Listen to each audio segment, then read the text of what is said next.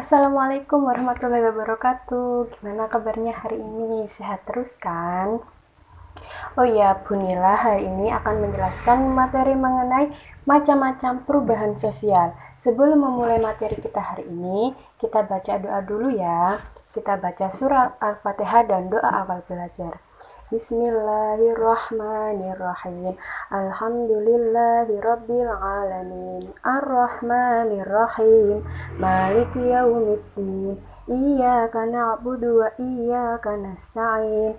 Ihdinas siratal mustaqim. Siratal ladzina an'amta 'alaihim ghairil maghdubi 'alaihim waladdallin.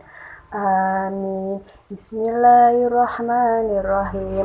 Allahumma ya man huwa fi ilmihi muhyi, wa ya man huwa fi majdihi munir, wa ya man huwa fi lutfihi syarif, ya hannanu ya manna, akrimna binuril fahmi, wa ahrijna min dhulumatil wahmi, warzuqna fahman nabiyyin wa hifdal mursalin, wa ilhamal malaikatil muqarrabina birahmatika ya arhamar rahimin.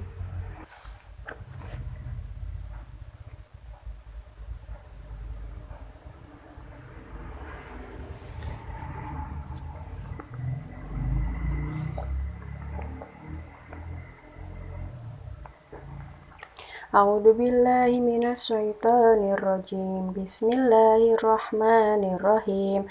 Walillahi ghaibus samawati wal ardi wa ilaihi turja'ul umur kulluh. Fa'budhu wa tawakkal 'alaih wa ma rabbuka bighafilin 'amma ta'malun. Shadaqallahul adzim.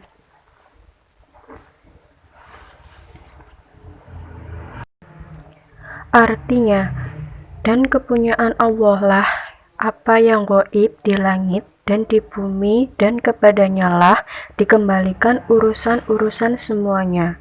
Maka sembahlah Dia dan bertawakallah kepadanya, dan sekali-sekali Tuhanmu tidak lalai dari apa yang kamu kerjakan.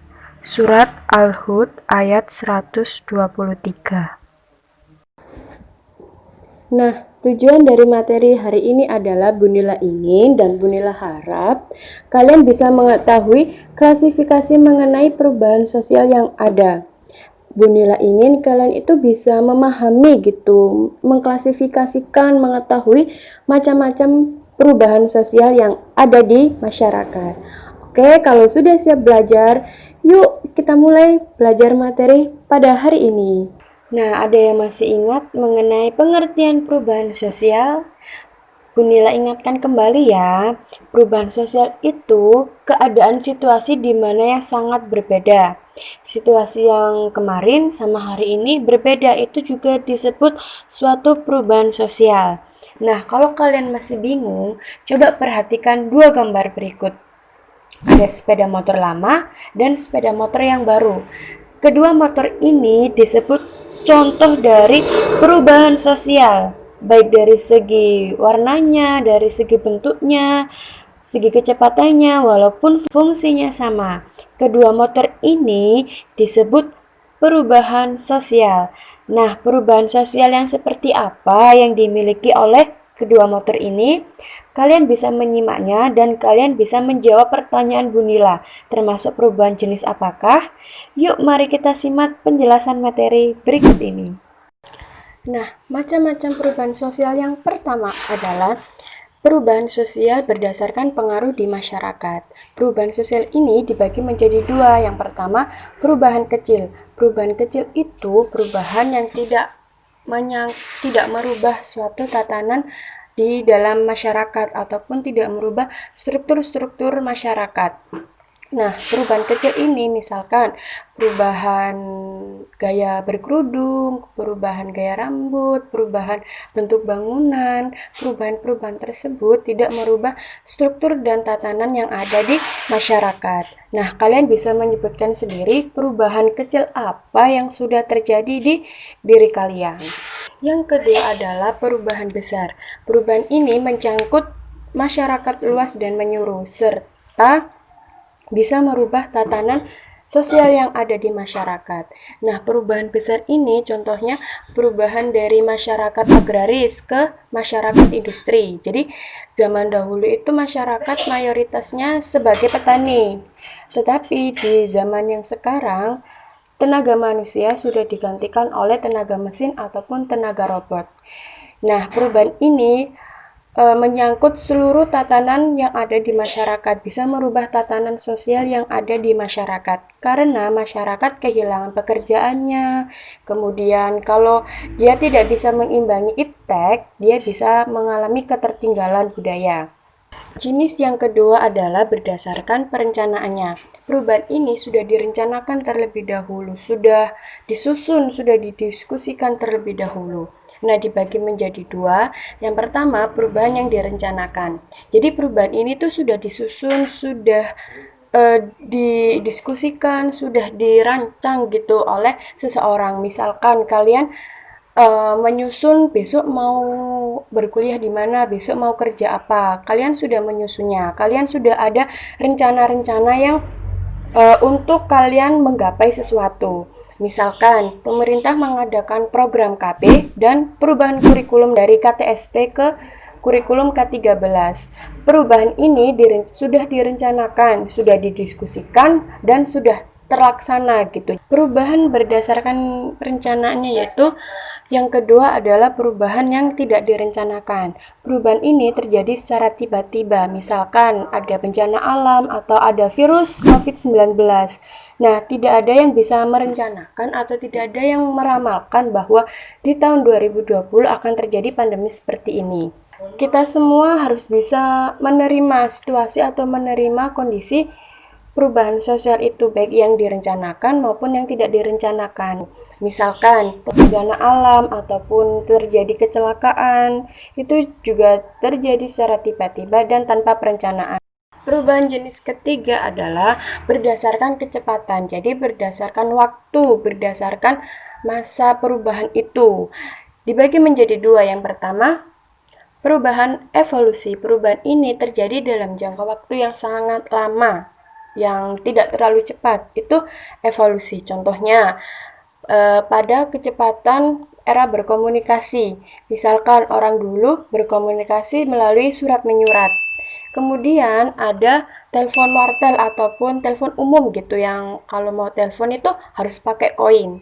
Nah, setelah adanya telepon umum, baru adanya handphone. Jadi handphone ini istilahnya tidak terlalu canggih gitu. Handphone bisa menyelamatkan hidup seorang, tapi nggak bisa, istilahnya nggak bisa cepat gitu, nggak bisa video call gitu. Kalau video call nanti buram. Nah, setelah adanya handphone baru adanya smartphone. Jadi di smartphone ini sudah istilahnya sudah canggih gitu, sudah tingkat tinggi gitu. Kalian bisa mengirim paketan ataupun memesan makanan, video call yang suaranya jelas, yang kalau video call itu kalian seakan-akan berjumpa gitu dengan seseorang itu. Yang kedua adalah perubahan revolusi. Perubahan ini kebalikan dari perubahan evolusi. Kalau evolusi tadi terjadi secara lama, tapi kalau revolusi ini perubahan yang terjadi secara cepat gitu. Jadi waktunya itu cepat, nggak menunggu gitu, nggak kayak perempuan sukanya menunggu. Jadi perubahan ini terjadi perubahan secara cepat. Contohnya adalah pada reformasi 1998. Nah, syarat untuk suatu perubahan itu bisa dikatakan sebagai perubahan revolusi itu ada 4. Yang pertama, adanya pemimpin, keinginan, momentum, dan aspirasi. Jadi harus ada pemimpin yang istilahnya yang mau mengkompor-kompori gitu rakyatnya, ayo kita mau berubah, ayo kita berubah gitu, supaya menjadi lebih baik lagi. Nah, yang keduanya ada keinginan. Jadi keinginan untuk berubah ke arah yang lebih baik, keinginan untuk berubah gitu, aku pengen lebih baik gitu, nggak mau stuck di sini-sini saja. Yang ketiga harus ada momentum. Jadi harus ada momen di mana pemimpin itu bisa menggerakkan masanya untuk berubah gitu. Yang terakhir ada aspirasi. Jadi ada keluhan dari rakyatnya bahwa aku nggak mau hidup gini-gini aja gitu. Macam yang terakhir adalah berdasarkan arah perkembangannya. Jadi ada perubahan progres. Perubahan progres ini mengarah ke kemajuan. Jadi maju gitu. Mengarah ke sesuatu yang positif, sesuatu yang sudah diingin-inginkan, sesuatu yang sudah diharapkan oleh masyarakat. Jadi mengarah kemajuan gitu.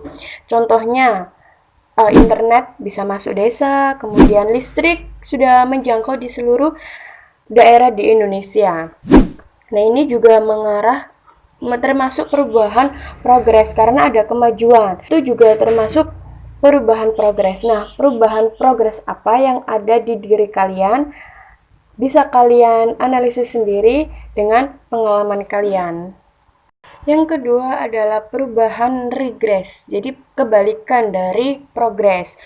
Perubahan regres ini lebih mengacu ke arah kemunduran ataupun ketidaksiapan masyarakat menerima suatu perubahan sosial itu. Nah, kalau misalkan kita tidak bisa menerima suatu perubahan itu, nanti bisa terjadi cultural shock ataupun cultural lag. Jadi keadaan kita itu sebenarnya belum siap untuk menerima suatu perubahan sosial itu, tetapi kita itu dipaksa untuk menerima perubahan sosial itu. Jadi kalau misalkan kita tidak siap dan terjadi gonjang-ganjing, maka terjadilah konflik ataupun kenakalan remaja. Nah, ini contoh dari perubahan regres. Misalkan lagi, kayak kalian itu ulangan harian yang pertama, sosiologi mendapatkan nilai 90 misalkan. Nah, di ulangan harian kedua, di ulangan harian selanjutnya, kalian itu mendapatkan nilai 50 misalkan. Nah, itu juga contoh perubahan regres, jadi kemunduran nilai kalian ataupun nilai kalian itu kecil daripada nilai yang sebelumnya. Itu juga termasuk perubahan regres. Oke, bagaimana penjelasan materi macam-macam perubahan sosial dari Bunila? Kalian sudah paham kan? Pastinya lah sudah paham. Kan gampang. Apalagi yang menjelaskannya cantik. Nah, untuk sebagai bahan evaluasi, Bunila ingin memberikan satu soal kepada kalian. Kalian harus menceritakan perubahan apa yang terjadi di diri kalian dan termasuk perubahan jenis apa. Misalkan perubahan jenis besar kecil ataupun regres progres ataupun evolusi revolusi dan direncanakan atau tidak direncanakan.